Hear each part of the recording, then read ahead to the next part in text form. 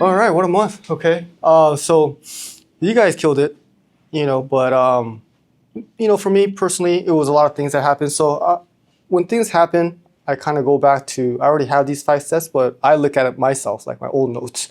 So how to deal with adversity is something I want to kind of talk about, as you guys did well, but, we have, and you guys in your personal lives go through adversities all the time, it seems like, and I totally feel that. And that's why it was so important for you guys to have such a great month, this month, because then I'm just like, look at the future, like, oh, like look at the team that I have right now. That's, to me, I rather have gratitude than like, what am I missing out on, So, Lord, that's spot on. And the way you have gratitude is to take accountability. Okay, this is the thing that most people struggle with.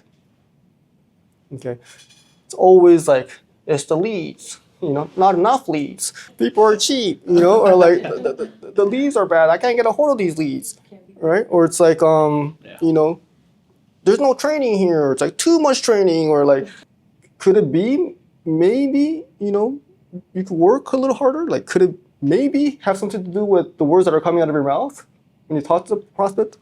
I could blame the one agent that reported me. I could say that person cost me $2 million, right? I could go there and I could let that overtake my thoughts and stuff like that. I just rather just take the responsibility. It's like, it's my fault. Like, it's better to live that way because then you have more control and I could say I could learn that lesson. And I'd rather take these L's and learn from them than rather saying like, that was not my fault and not learn from them, because that way you just become a victim. And you're just like helpless. Like, it's like the world just like screws me left and right. It's like I have nothing to do with how things go. It's like, no, I'd rather take the L because I'd rather learn from it. And whenever something bad happens to you in life, then I would just recommend you guys to say, look at your mirror and say, that was my fault. All right. Second thing I would do here is think objectively. So it doesn't really help to get all mad or angry. I mean, obviously, like, it's not great, but it's just not helpful to have extra emotions, like especially like anger, because then you start making wrong decisions, right? So just think objectively, like, okay, what's going on? And Laura, you do such a great job of this. Sometimes like someone like kind of pisses me off, and I'm just like, oh, like, But then you're like, well, what does this mean to you as far as like how much money do they make and stuff like that? And I'm just like, okay, that helps me. Thinking logically, thinking objectively, this is something that really helps. And some of you guys have said it, but many of people also have messaged me because they've known me for a long time. But a lot of the questions I was getting is like, how are you? Like, are you okay? And some of you guys have said that, which I very much appreciate. But it was very interesting to me, like during that time when that was going down, I was like, thank you for asking, but that was like the last thing on my mind. Like how I feel had like nothing to do with like what I had to do. Like I had so much stuff I had to do. So a lot of times you could tell yourself this, or I told myself, it's like, fuck how I feel. Like I just literally had no time to be feeling sorry for myself. It's like, what is the plan? What do I need to do? Because I have to do a lot of stuff right here. So I just have no time to be feeling sorry for myself. In fact, when I see people that, and it's okay, people process, and there's different levels to severity. Obviously, there's things people go through way more severe than me, what I'm going through. But I would say, like, if you had to miss work or you're not your best because you're going through personal stuff, which we hear a lot, which is okay because certain things are just, I wouldn't know how to deal with it either, and everybody processes things differently, but it's almost like a luxury to be sad these days. Like if you have the ability to be like, I could take today off because I'm sad, then you're in a good place. You're very blessed. It's like you almost have to be rich to be depressed because like I have so much stuff I have to do. Like I can't afford to be sad for even a day or not be 100% every single day. So it's like, you must have it really good if you could be like, I'm sad, so I'm not going to give my all today. Like that's a very much a luxury. Like you must have a lot of money in your bank. So to me, I was like, I can't afford to be sad. I have my family to feed. You guys have families.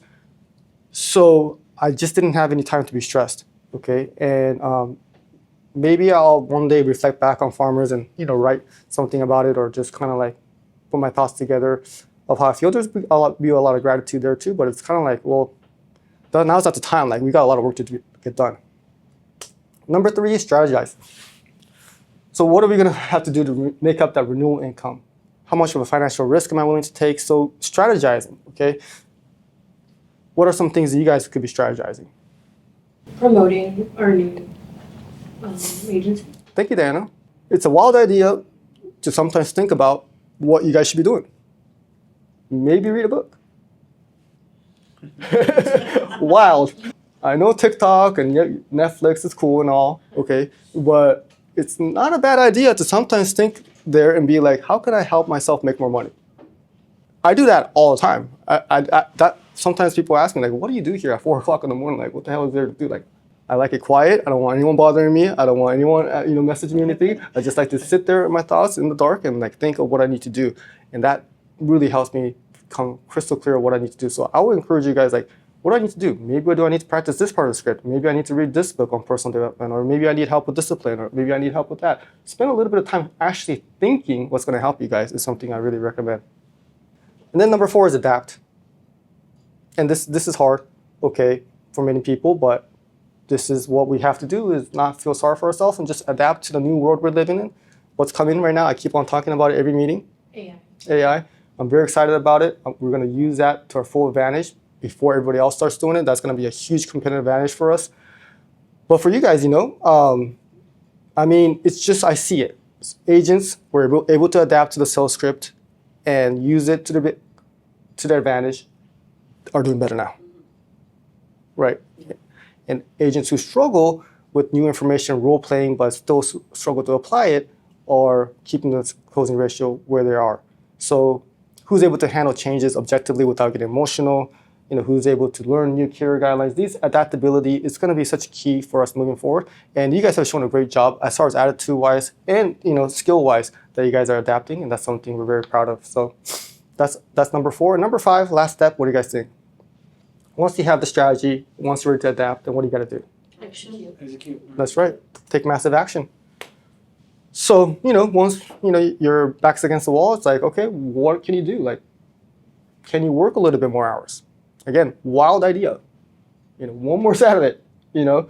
Is that possible? Like, are you absolutely at your limit of output, of activity? Goes back to strategizing, but you gotta sometimes think like, can I work more? Can I work a little bit harder? Like sometimes I would just say, just go to sleep. That helps a lot. Like at night, just go to sleep. So yeah, just ask yourself how many of you guys are working as absolutely as hard as possible, and I would just guess that not all of us. All right, so here we go. Take accountability. Okay, think objectively, strategize, adapt, and then take massive action. Yeah, welcome to the whole new era of DKIA. So the Kitajima Insurance era, these are our core principles: hard work, kindness, positive attitude. We remix the speed, care, and belief. Okay, we're gonna do work so much faster. We're going to care more about each other, care more about our customers, and then we're going to have more belief, positive attitude. We're really going to believe that we're going to have a much bigger vision that we're going to step into. All right, who's ready for our new era? Yay. All right, thank you guys. Really, thank you guys. Really, thank you guys. Let's do it. More policies, 1 million. more carriers, much more winning. We have to do it this much. Let's do it forever. That's it.